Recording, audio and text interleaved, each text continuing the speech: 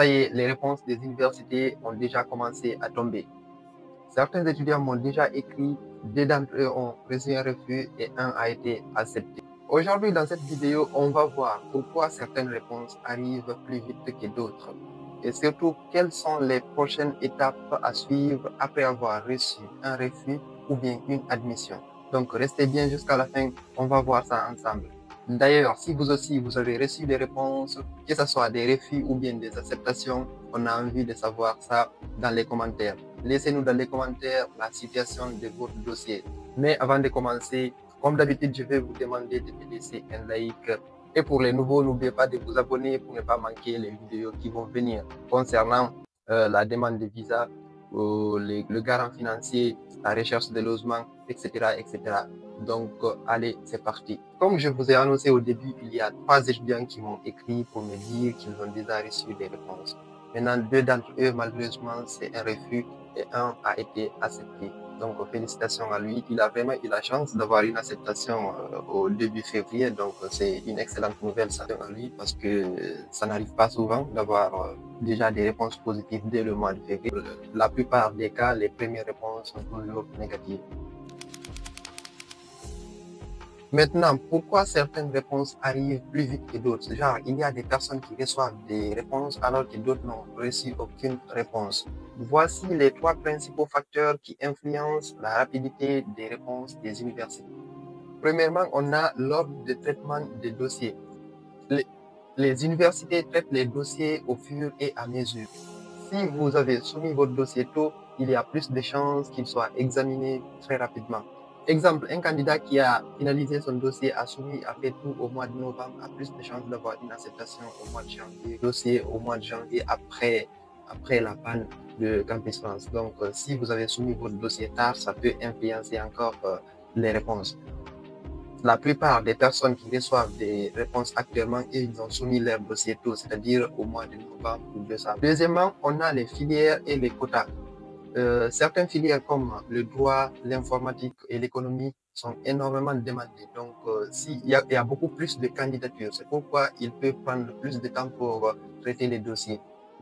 Donc, cela signifie que le tri des dossiers va prendre plus de temps. Exemple, une université peut recevoir 10 000 ou 20 000 candidatures sur 500 places. Donc, vous voyez, cela peut prendre beaucoup de temps pour traiter les dossiers parce qu'ils vont checker tous les candidatures un à un. Du coup, ils vont faire des tris par vague. Je ne sais pas comment ça se passe. Il y en a qui font des tris pour une première fois pour présélectionner et ensuite ils vont faire un deuxième tri. Vous voyez, c'est un peu difficile quoi. Je ne sais pas trop comment ils analysent les dossiers, mais en tout cas, il y a certaines filières qui sont énormément demandées. Si vous postulez dans ces filières, les réponses peuvent prendre plus de temps à arriver. Et troisièmement, c'est le niveau de dossier. Si vous avez un excellent dossier, il peut être accepté immédiatement. Par exemple, si on voit sur votre dossier que vous avez 17 témoins, vous avez un bon CV, vous avez des expériences professionnelles, vous avez un projet structuré, ils ne vont pas hésiter, ils vont directement vous accepter parce que vous avez un excellent dossier. Tandis que si vous avez un dossier moyen, c'est-à-dire si vous avez des moyennes de 10 ou bien 11 ou 12, ils peuvent vous mettre en liste d'attente en attendant de comparer vos dossiers aux autres dossiers qui vont venir derrière. Par exemple, parce qu'ils traitent les dossiers par ordre d'arrivée. Maintenant, c'est à partir de là qu'ils vont comparer tous les dossiers pour sélectionner les meilleurs dossiers. Donc, si vous avez encore un dossier moyen ou faible, ça peut encore impacter les réponses rapides.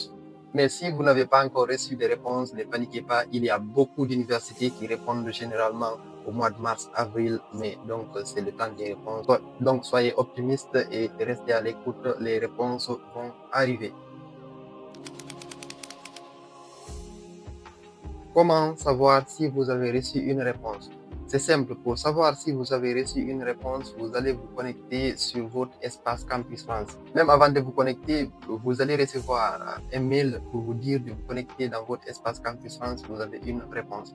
Ils vont pas vous envoyer directement la réponse par mail, mais Campus France va vous dire que vous avez déjà reçu une réponse de vous connecter directement sur votre espace Campus France. Donc, ça sert à rien de se connecter matin, midi, soir pour dire que vous avez une réponse. Ne faites pas comme moi. Moi, en tout cas, c'est ce que je faisais.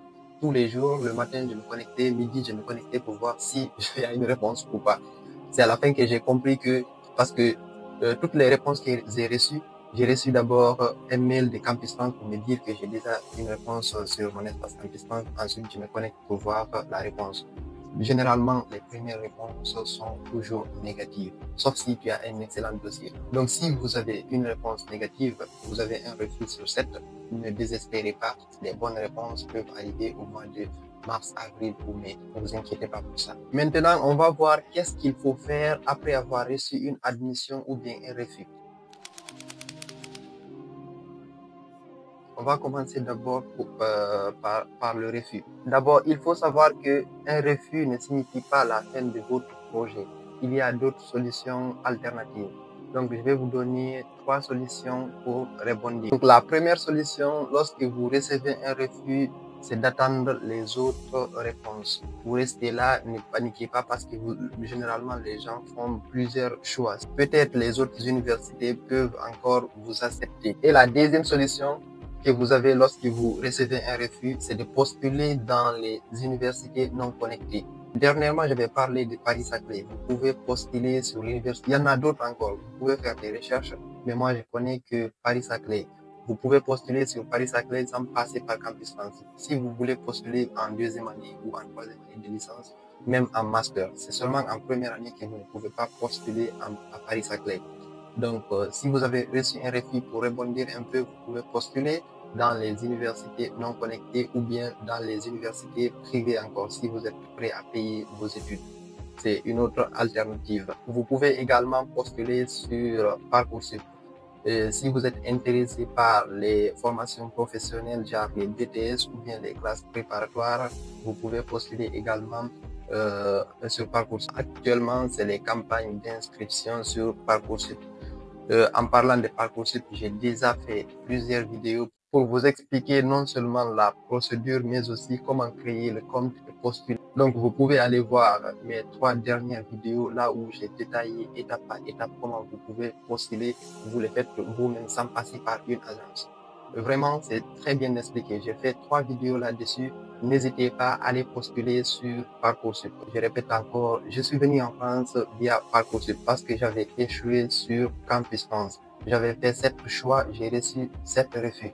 Maintenant, heureusement, j'avais pensé à faire Parcoursup, c'est pourquoi j'ai reçu une admission. N'hésitez pas à aller, vous n'avez rien à perdre. Ce qui est bien encore avec Parcoursup, c'est totalement gratuit. Vous ne payez même pas les frais de traitement de dossier. Vous allez juste postuler dans les écoles professionnelles, c'est tout.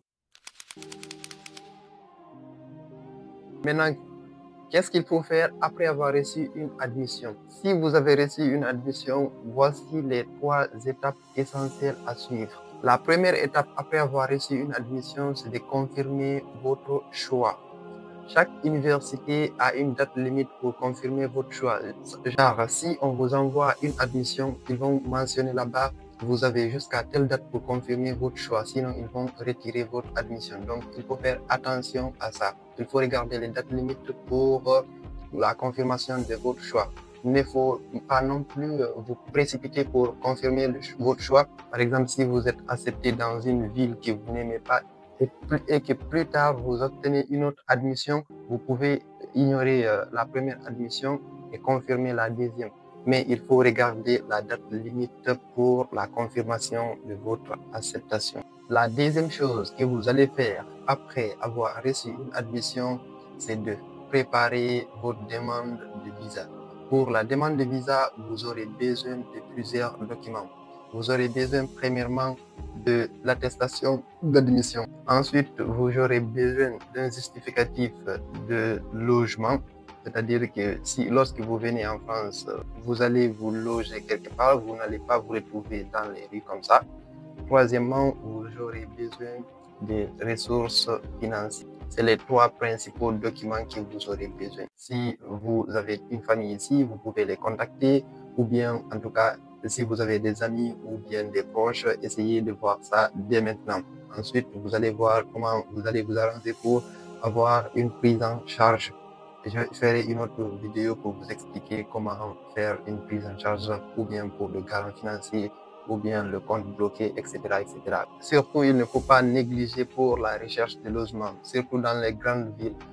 Croyez-moi que c'est très difficile de trouver un logement en France ici. Nous qui sommes là, on galère de trouver un logement. À plus forte raison, quelqu'un qui n'est pas venu, qui est déjà en Afrique. Ne négligez surtout pas ça, sinon vous allez vous retrouver dehors ou bien vous allez payer l'hôtel. Je sais combien de fois il est stressant d'attendre les réponses des universités, mais l'important c'est de ne pas abandonner. Peu importe votre situation, vous pouvez toujours trouver d'autres solutions alternatives. Si Campus France ne marche pas, par exemple, vous pouvez postuler sur la procédure Canada ou bien Belgique ou bien Luxembourg.